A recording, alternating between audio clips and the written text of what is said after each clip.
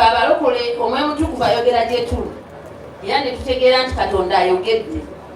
Nali mu kusiiba n'okusaba kwa nnaku 5 nga negayira Mukama nga ngamba lwaki omwana wange ayimba secular music nga tayimba gospel, kuba ne mu kyaki yali muyimbi mulungi nnyo. Nenoonya Mukama nensaba nemesa ebigambo ebyo, naye wakati mu kukaaba amaziga nali ne baganda bange olwo baganda bange tukole twakuŋŋaana nga kitusabisa mwana oyo ave mu kuyimba. Naye wakati mu kusaba ennyo n'okukabira Mukama eddoboozi lyajja gye ndi mu buliwo nga ndiwulira nti for Rebecca leave it for me. Mukama yeebazibwe. Era okusaba kwange kwazikira omulundi gumu tonkiwulidde. Omwoyo mutukuvu ngamba mubuuze ng'alagawa namumuziiza. Kati nensigaza kimu mugamba olagawa ngenda kaliisizo nensigana nga Mukama amukuume era yawona accidents emirundi mingi nnyo njukira nga alinewa David Lutalo driver naye emmotoka yakomawe kubiro bwe kati ereme kugwayo eri wansi.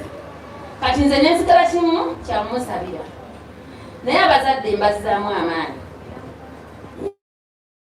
Olabanga ng'omwana ali stubborn aba ne destiny ey'amaanyi ku bulamu, aba n'amagenyi.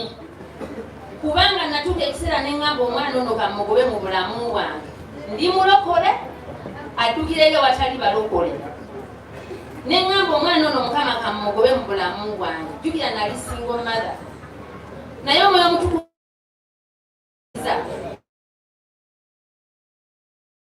Tani alwana naye negayirira Mukama nengumiikiriza omwana Mukama yeebazi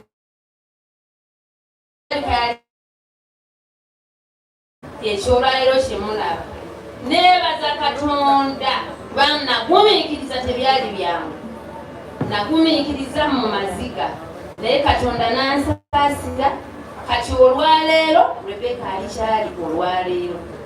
Tuli mu manya nti omwana nga alibeerako n'embaga bweti batwagulira bantu baliddawo naye neebaza Mukama kubanga mu kukula n'embeera etali nnungi twagumiikiza ne tugumiikiza. Rebecca lumu yali anfudde nako yalwala pneumonia ne tuva mu nnyumba essaawa 10 ogw'ekiro ne taata we ne tugenda nga bano oba nawa nga tubigere ng'omwana agenda tufaako nga agenda kufa nga tekasobola kusambuza bigere. Yamba n'amukuba empiso nadda engutuyise mu bintu bingi, naye Mukama mwebaza mu byonna tuli olwaleero. Nzanye okumanyibwa ensi yonna nga bammanyi nti oyo maama wa Rebecca omuyimbi. Nzanye okubeera ku kamera ez'amativi gonna, nzanye okubeera ku TikTok. Glory be to our living Jesus. Come on.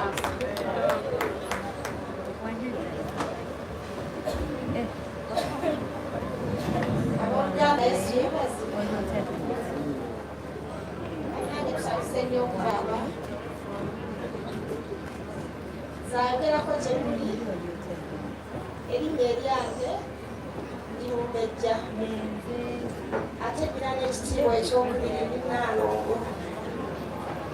Ndisenga wa Rebecca, tusanyuse nnyo okubalaba, nsanyukidde ddala. Okusookera ddala kusooka okwebaza abaana baffe Rebecca n'omukulu Ssekajja.